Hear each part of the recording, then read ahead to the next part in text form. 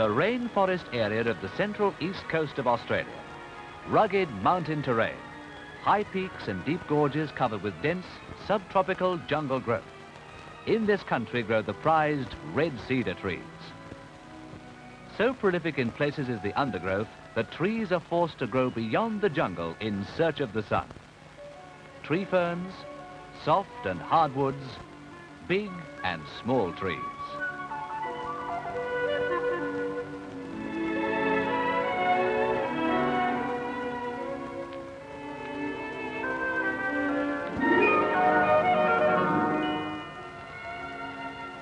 In springtime, a confusion of wildflowers in full bloom.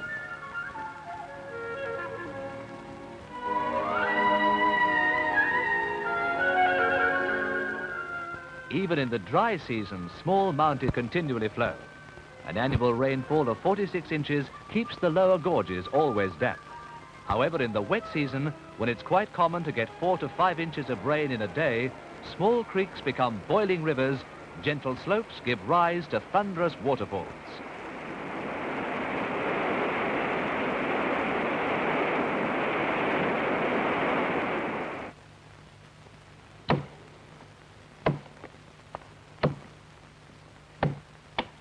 Into this wilderness came the pioneer timber cutters. Cedar had been discovered along the river flats.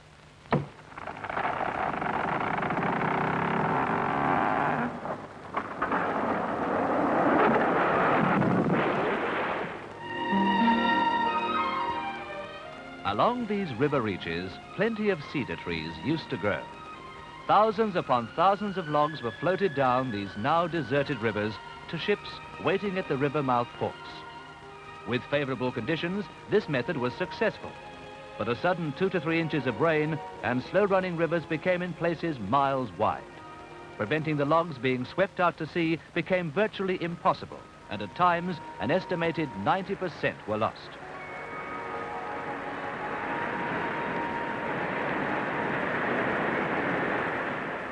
The next step in transport development was to raft the logs down to coastal ports. Attack by hostile natives was always on the cards.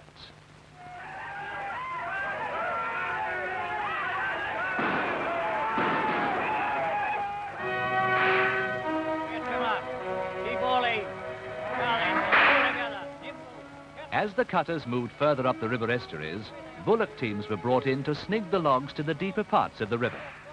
The cedar line moved further and further back from the river banks.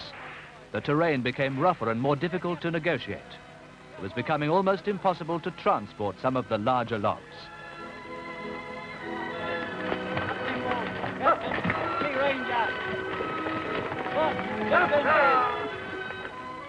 Then pit sawing was introduced. Huge logs were sawn into boards known as flitches, tough, hard-slogging, sweaty work. This forest giant was over 50 feet around the girth, and just on 20,000 super feet of quality timber was cut from it. So inaccessible were some of the pits that the flitches had to be manhandled by the cutters to where the bullocks could reach them.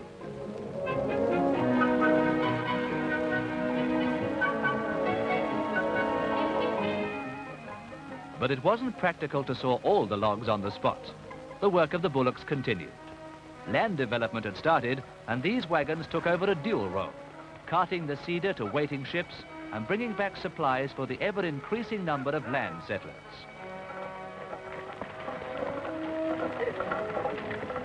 Captain, be back all in Ranger. The first mechanical contrivance to aid the timbermen, a log hauler, designed, built and introduced by Bill Hayden in 1930. Heavy chassis, 4 solid steel wheels, a noisy petrol engine, large drum winch, but no motive power of its own. The mechanical age was approaching. The work of the bullocks nearing an end. Hold up there, what's up here? Hold up there, your head there, boy, I put the bell on you. What's wrong with you today?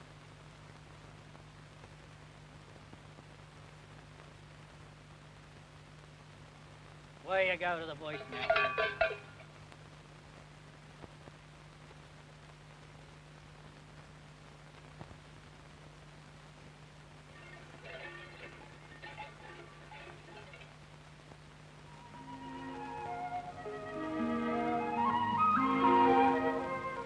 But a new era dawned for the cedar cutters. The machinery age developed a new and unbelievably versatile servant ideal for use in these regions, the mighty bulldozer.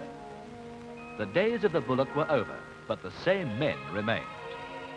Not put out to graze at night, but still requiring infinite attention. Not grass for sustenance, diesel fuel for hungry tanks. Not yokes and traces, heavy steel caterpillar tracks. This was the new tool that had come into the hands of the cedar men. Bases were established as close to the timber areas as possible, but a dawn start was still essential to reach the timbers in time for a full day's work. The powerful engine's throbbing note brought a new sound to the virgin jungle. Away from the cleared tracks, the bulldozer is at its best. There's little growth in the most dense area that can't be tackled.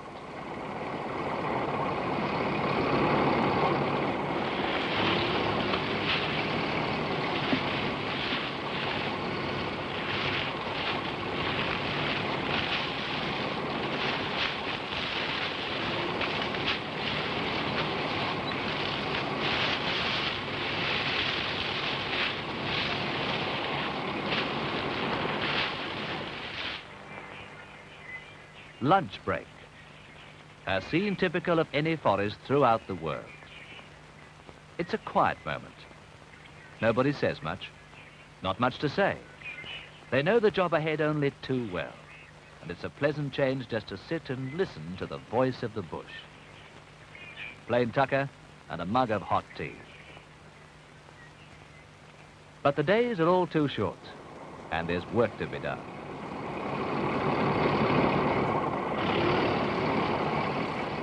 All through the mountains, roads have been made. A far cry from the early days of the bullocks, when tracks meandered along valleys following the line of least foliage. Now, when cedar trees are found, a road is bulldozed as close as possible to the actual location.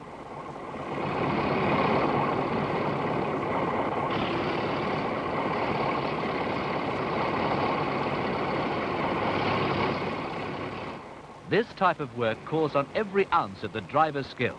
One false move, an almost sure death for the operator, and certain destruction for the dozer. Bill Hayden introduced the first bulldozer to this part of the country, and since then, his crew have put in over 100 miles of road.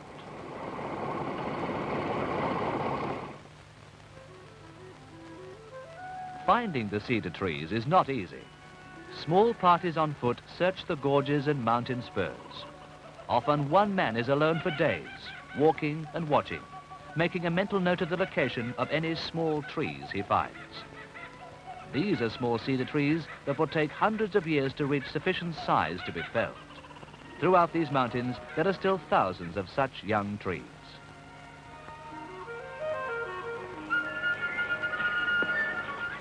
Clinging vines, moss and fungus have hidden this forest giant for hundreds of years, but underneath the mantle, valuable red cedar timbers.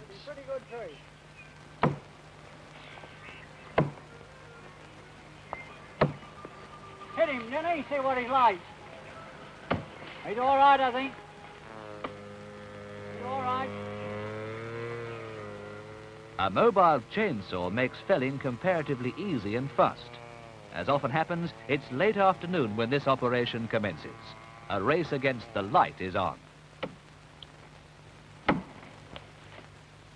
2 parallel cuts are made, then a large scarf knocked out with the axes. Judging which way the tree should fall to avoid damage and knowing where to make these cuts are skills learned from a lifetime of working in the forests.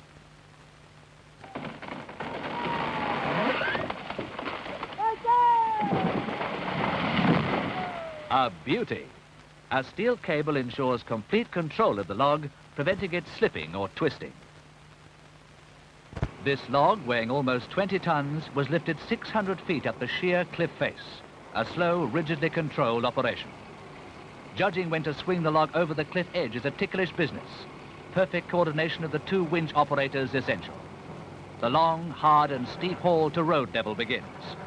One bulldozer is anchored at the top of the ridge, its winch cable connected to the second dozer, lower down in the gully, which has in its turn its cable shackled to the cedar log at the bottom of the slope.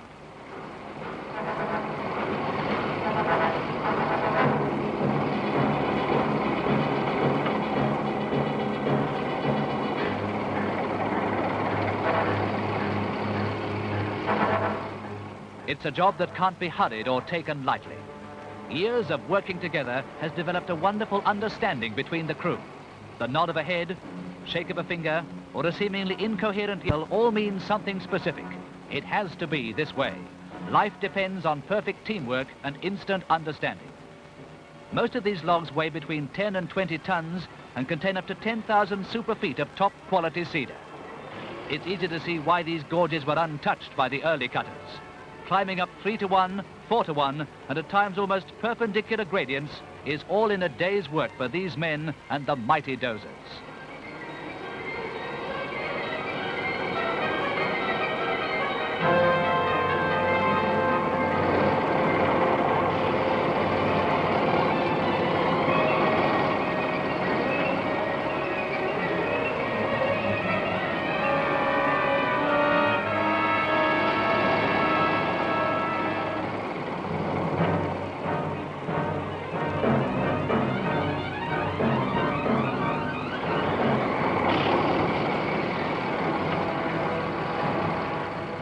No chances are taken. Every step is carefully planned and slowly executed. Over the top of a ridge and then down to road level.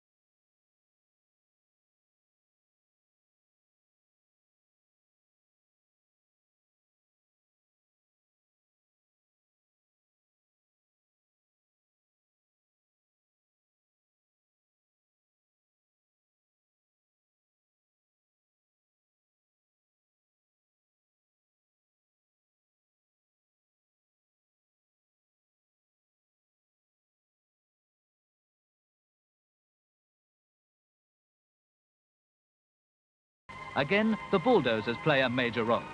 Most of these logs weigh well over 10 tons each. Placing up to 5 on each jinker is quite a job. It's a long way up to the railhead, down winding, bumpy roads. Each load must be perfectly packed and balanced and then securely lashed down. Through the jungle, on the same roads pushed through these mountains years before by the early bullockets.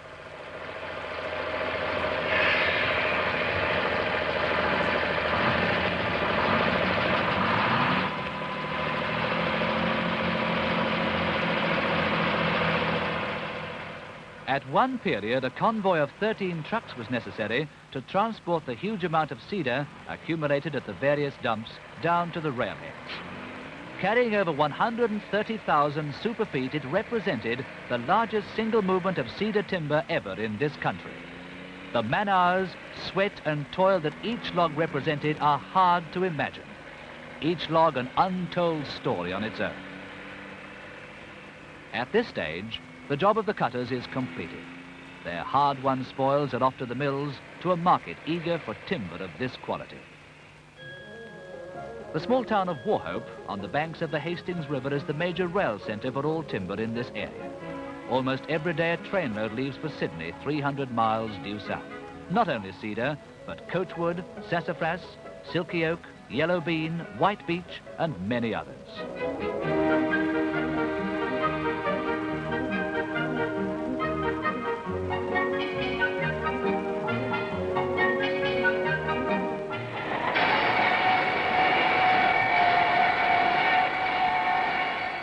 Not all logs are sent to the cities.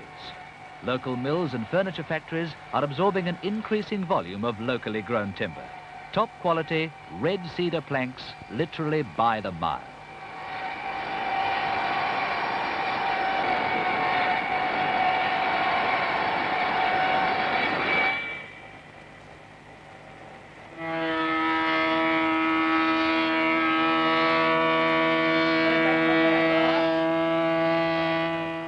A large number of specially selected planks are kept for use in Bill Hayden's own furniture factory at Kempsey.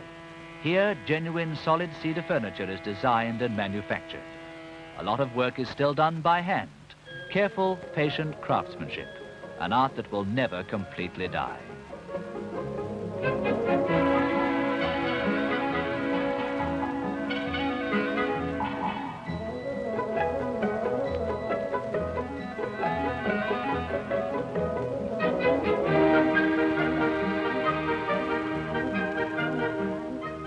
Polishing, the one phase of furniture manufacture that will probably never be mechanized, bringing out the beauty of the natural timbers, the final stage in the story of hard-won cedar. Apart from its obvious beauty, cedar furniture has many unseen advantages. Neither heat nor cold conditions affect it in any way, while the rate of swelling, if exposed to moisture, is almost negligible. Borer and other timber-eating bugs aren't at all keen on a cedar diet. So all in all, it's a most practical as well as a beautiful timber to build in.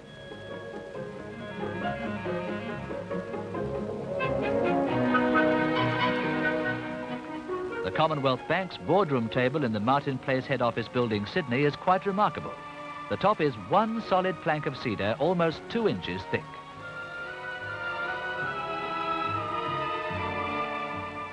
The Vice-Regal carriage, pride of the New South Wales Railways rolling stock, built in 1901, incorporating the finest of timbers and workmanship, a lasting tribute to the skill of an almost bygone era of both carriage design and building.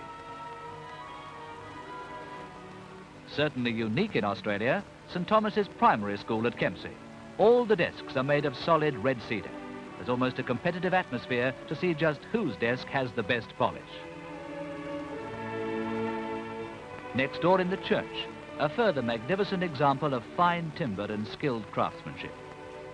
Huge planks of highly polished cedar. A magnificent setting for the blonde wood crucifix.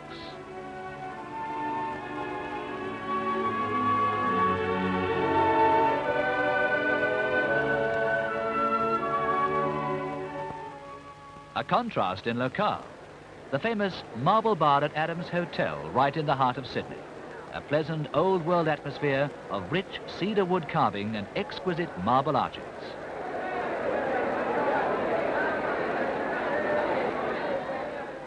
In boat building, cedar is widely used. Its durability makes it ideal for both exterior and interior fittings.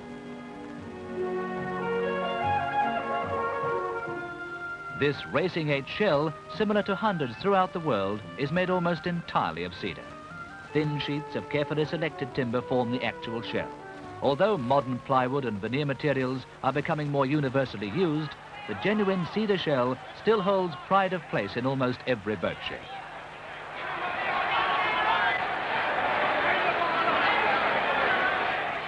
There's a lot of hard-won races still to be fought out and won in cedar rowing shells. Fine furniture from fine timber. Back in his own home at Kempsey, the Cedar King relaxes. The break will only be a short one, as back in the mountains, hidden by dense jungle, there are still plenty of cedar trees. Trees that only the toughest and most experienced bushmen can find, log, and bring to the market. This is the story of Bill Hayden and his small team of timber cutters, a story that will continue as long as somewhere in those mountains there still remains the elusive cedar tree.